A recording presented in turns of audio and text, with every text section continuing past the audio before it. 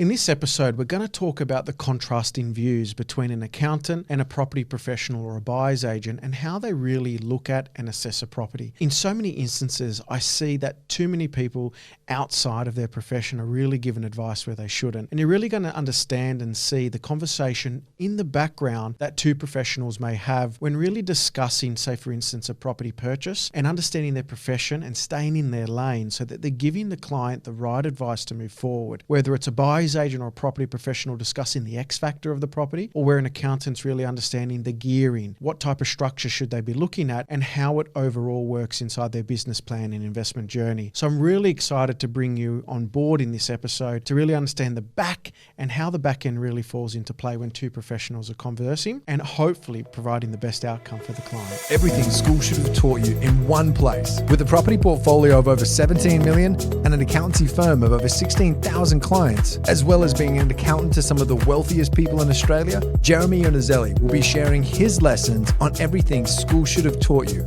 so you can build the life you want. We are here with Joe Tucker, one of the close friends of the show. He's the director and founder of Property Principles Buyers Agency. Now, I've got the luxury of working with Joe over many years now, assisting his clients and assisting my clients with finding fantastic properties all around Australia. And I want to give you a little bit of a background and a little bit of an understanding how Joe and I converse. And we're going to bring in a real property case study, a real property that Joe has found for a client. And we're going to really talk about the things that I look for as an accountant, the things that he looks for as a buyer's agent, and how we together can deliver a really great message and also really get intertwined with the facts so that the client is getting the absolute best result that they can going into a deal with all the best knowledge. Now, Joe, you have a fantastic case study for us for an actual deal that you found for a client. If you just want to introduce that deal for us, please, mate. Yeah, thanks for having me, guys. It's awesome to hear from you, Jeremy. As always, we're always constantly on the phone chatting through different deals at different times. So this time we've got a recording going. So happy day. The deal I want to talk about I don't want to talk about one that we just purchased, like today, because it doesn't really, it's kind of hard to connect the dots and put forward like, oh, it may have gone up by this, it'll eventually go up by that, because there's no guarantees with property investing or anything that you're investing in. So I thought we'd go back in time and go back exactly 12 months ago, a little over 12 months actually. We bought this property. It's called 9 Diamond Street in Morphett, Vale, which is a suburb in South Australia. And I wanted to kind of dissect this deal and talk to you about it, Jeremy. Beautiful. So if you just want to start with Morphett Vale as an area, and that's one of the first questions that clients ask me, Jeremy, have you heard about it? Now, I do know Morphett Vale as an area. I've actually got a couple properties there myself, and quite timely, obviously filming here in South Australia. It's not too far down south of Adelaide CBD. But if you just want to introduce the area, Joe, to our listeners about Morphett Vale. Yeah, so Morphett Vale is one of Australia's largest suburbs as well, but it's in the Onkaparinga Council, which is south of Adelaide. So it's about 35 minutes away from Adelaide CBD and about 10 minutes away from the beach itself. It's quite a nice little family kind of owner-occupied type of market. And this is one of the things you have to actually do as a property investor. Look at like the fundamentals, like what are the things that are going there? So a lot of what's going down there are some transport upgrades to allow the people of Morphett Vale to be able to get into the city. So it's a lot more comfortable. It's not an hour and a half commute. You can actually just jump on the highway there. And they have been upgrading the main south road there and also the north-south corridor to allow that access in between the city to go up a little bit more as well. Also a whole heap of population growth. I guess fundamentally in Australia, population growth has been going absolutely bananas, but the building approvals haven't been keeping up. And South Australia has been hit really hard with that. So one of the things that you'll notice, so when you guys zoom out on the map of Morphett Vale, you notice that there's not a whole heap of land supply available for that area itself. It's all kind of already built up. So there's limited supply. And when there's a strong demand, that's kind of what we're looking for. We're looking for a strong demand buffered by a limited amount of supply. What would you say the demographic in Morphett Vale is from a socio-economic status point of view, Joe? Another big thing that buyers agents always talk about. Yeah, it's important. It's important to look. Well, there's a thing called the IRSAD, which is what the government puts out. So in Morphett Vale, the IRSAD is actually pretty low. It's at 2. It's at a number 2, which it has lower socioeconomic. This is one of the things actually Todd Sloan talks about. Pretty isn't profit. So if you are going to these more affluent areas in Adelaide, like if you're to buy in some of the more nicer areas like Glenelg, you'll be paying millions of dollars. So for Morphett Vale itself, it's actually demographic-wise, it's a lot of young families, but there are pockets within the area that are actually like very low socioeconomic. So this is not one of those areas that you can just throw a dart at the map and hit gold. So you just have to be a little bit cautious of some of the pockets with a lot of housing commission and a lot of high rent percentages as well. So the economics of the street, now again, a buyer's agent perspective, the economics on the street really change inside that area. So there's almost like a pocket of investment area inside the greater demographic of Morphett Vale. Would you say that's the best way to put it? Yeah, this little pocket here, they've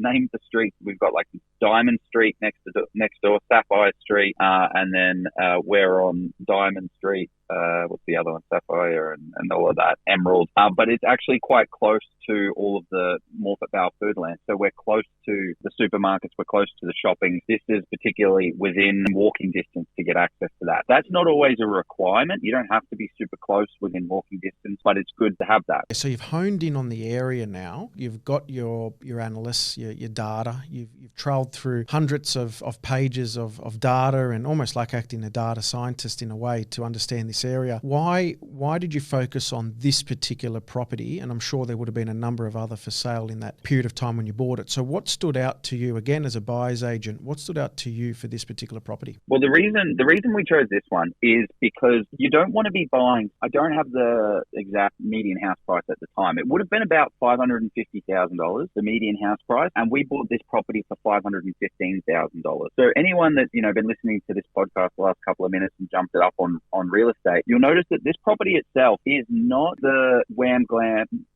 thank you, ma'am, the best house on the best street. It's just a normal, everyday Aussie. This is what everyday families are kind of living in. It could do, so I like to call it like frozen equity. We could definitely upgrade the bathroom and we could definitely upgrade the kitchen as well. But the real draw card is the land size. So this block itself is 720 square meters with a 22 meter frontage. Wow. So that's quite interesting from a development perspective, because in South Australia, if you know the different rules and regulations, you would know that if you have a look at this property, there's actually a large access handle on the left-hand side where you could put a driveway up and make a battle axe property. So I think this conversation is where it becomes a little bit interesting from an accounting perspective, and I'm sure we'll touch on that, where you want to buy a property that isn't necessarily land is what grows in value, right?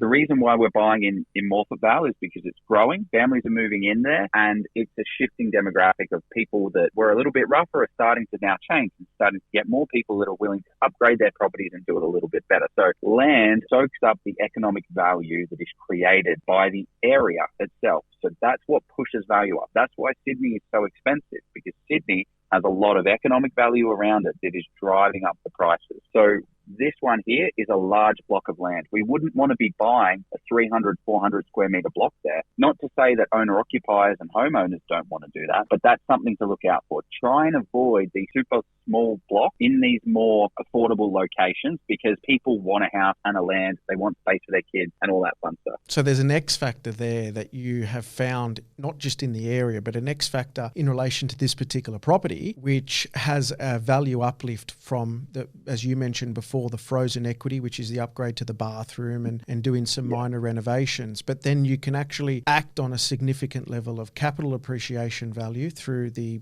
subdivision of the block, by the sounds of it, and building another property at the back. Is that correct? Yeah, 100%.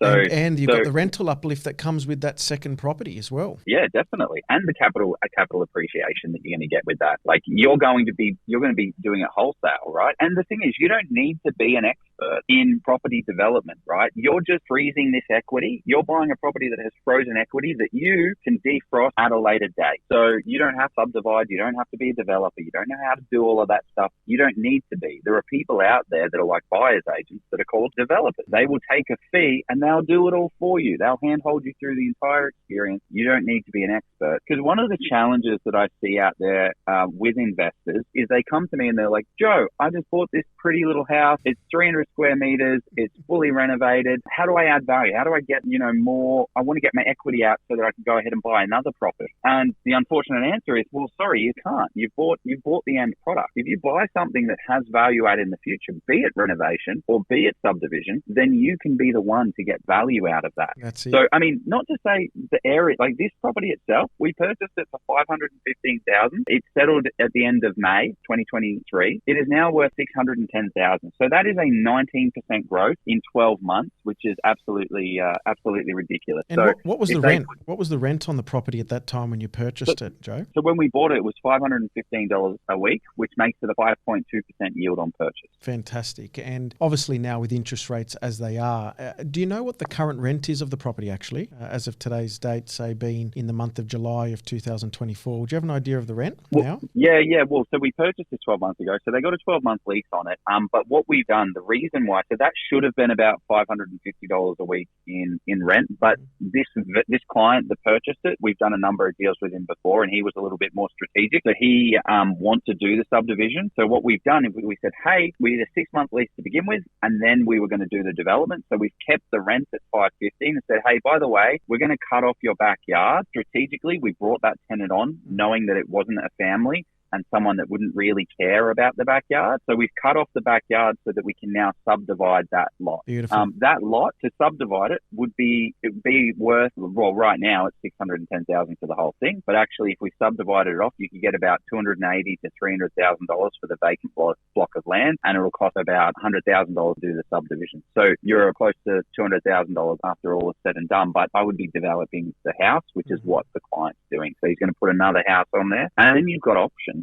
Right, you've got the option to sell the house, sell the front house, sell the back house, keep the back house, keep the front house, sell both, keep both. You've got so many options, or just have a nice, beautiful little cash cow of 2 properties in an awesome area. Beautiful. So what you've done, and this is a great prelude to now how an accountant gets involved. So Joe's gone out there and through obviously his time and education and all of the data that he collects, and he's upskills himself. And I know Joe spends a lot of time upskilling himself. He's found a quality property with a lot of X factor attached to it. Joe has been able to obtain a great property with a good potential of land at the back, and it's now given the client a lot of options to chop off the back and sell it, options to sell the whole thing with a 19% uplift without doing much, opportunity to sell one or half of the property, pay down the other. So where an accountant now gets involved is, I'm not here to tell Joe that what he's found is a cracker or not a cracker. Joe finds lots of good properties, so I can say that, but my role is to say, well, now the client has and wants to move forward with this property, what do we need to look at? What's your intentions? What's your business plan around it? And I start to talk about, well, should we look at structure? If we buy it in your own name, do we need to consider things like land tax? Do we need to consider things like negative gearing? Now, looking at the numbers as is, $515,000 purchase price plus stamp duty, $515 a week rent. Joe, do you remember if he went in with equity as a deposit or if he went in with cash as a deposit? Yeah, he would have gone in with cash.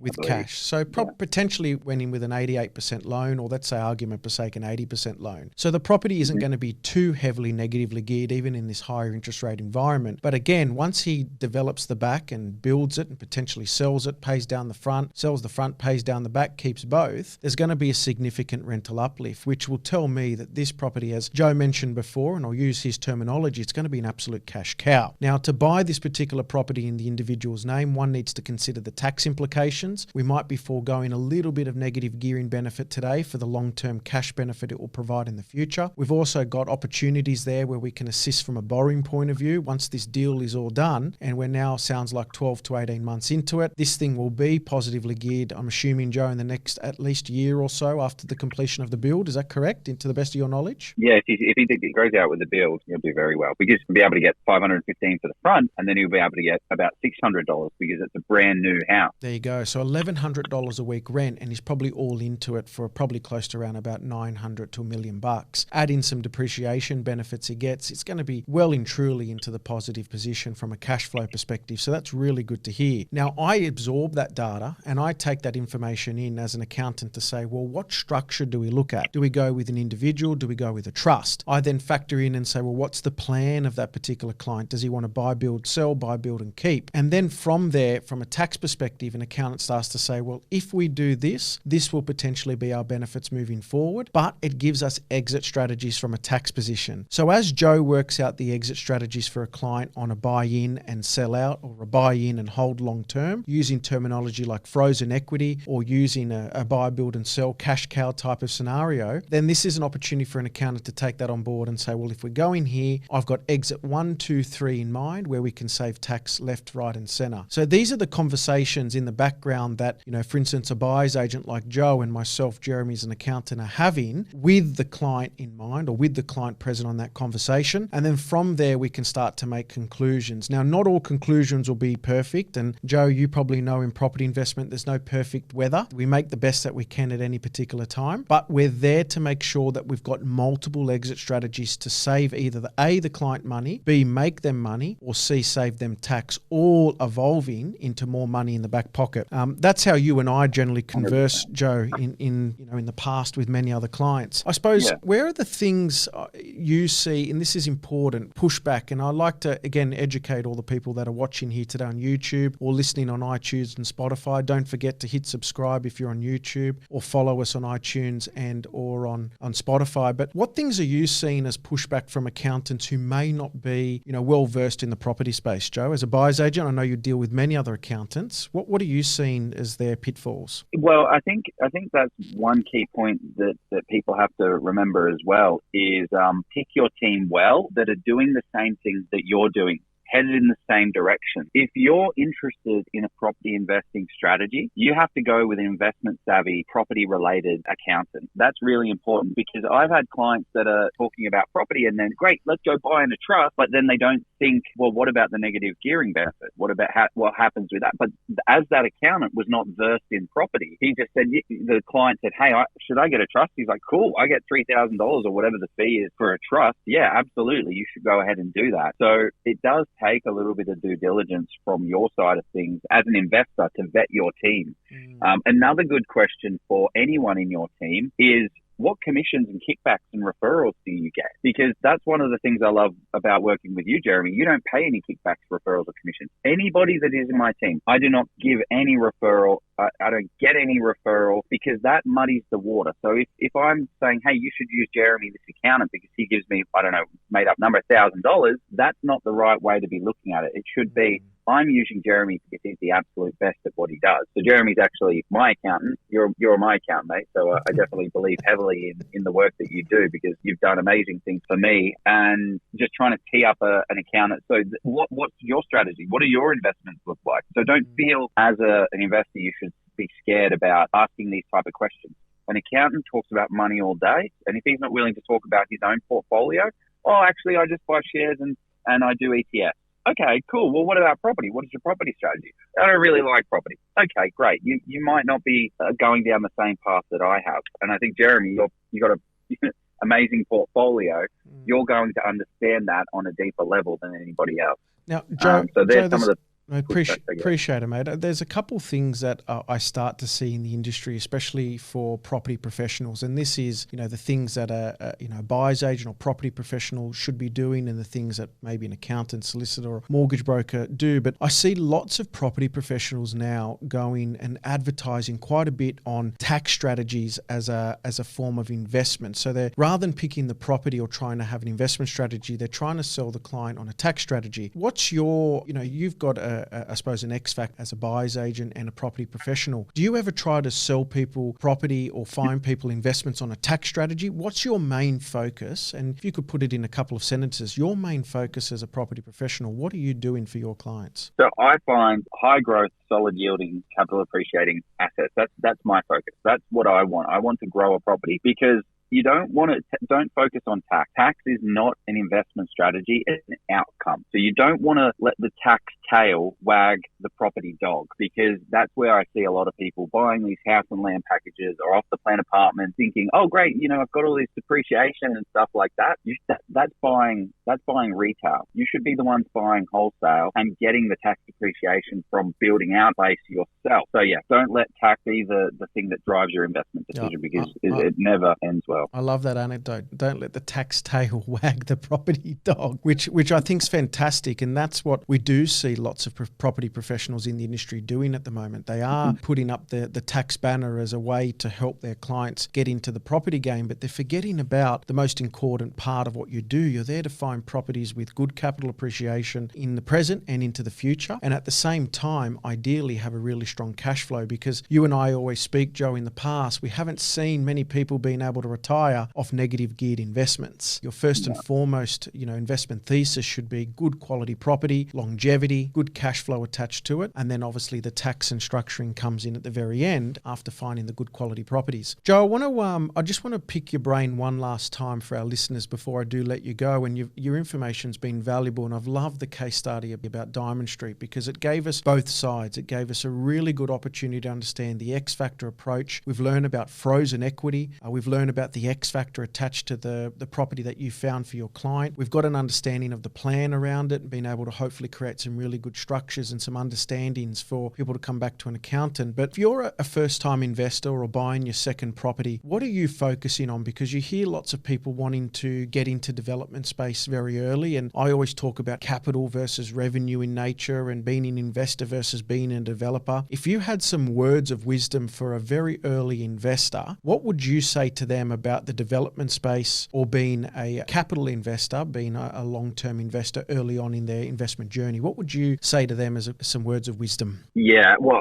I would be cautious of going straight into running a development. Like that client that I worked with that we bought 9 Diamond for, completely different situation to your first-time investors. What you need to be doing is replicating your deposit as fast as possible, because we are balancing cash and equity on one hand and borrowing ability and serviceability. And when you buy your first property, you drain the bank account and there's no more money left. So how are you going to get the cash and equity pile back up again? The only way to do that is by buying in a good, well-located area and doing your research. Like I'm currently doing a boots on the ground trip in Queensland. Like I'm literally sitting out, looking out at a nice little area. But you need to look at the fundamentals, do some analysis, look at the supply and demand metrics, and then do your boots on the ground. But going back to the development thing, save that for later. You're already overwhelmed as an investor. There's already so many things thrown at you. Buy properties that have some value add that you can either do a light renovation right now. You spend $30,000 and it boosts at $50,000.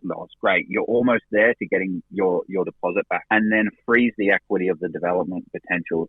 Definitely, it's not a must, but it is a very nice to have. It does help a lot. So focus on building a portfolio of solid growth performers, because if you're looking for a 7% yield, you're not going to get the capital appreciation, and your deposit is going to be stuck in that property for the next 5, 10, however many years. So yeah, growing it quickly so that you get your deposit and you can go again. That's the most important thing in my book. So what Joe's saying is, when you're going through a very much of a growth strategy, especially early on, question you start to speak to your other professionals and your accountant is about negative gearing and whose name does it go in? Does it go into a trust, my name, my partner's name? And these are all very important things, because if you have got a partner and they may be earning more money than you and paying more tax as a percentage, that's going to assist you in obtaining more refund, which will then aggressively assist you in potentially building up a much faster deposit to get that growth strategy underway. And I agree with your comments, Joe. Your goal is to build up as much of that denominator as you can. Make sure that your cash flow is being maintained throughout the whole process, ensuring that you're getting every bit of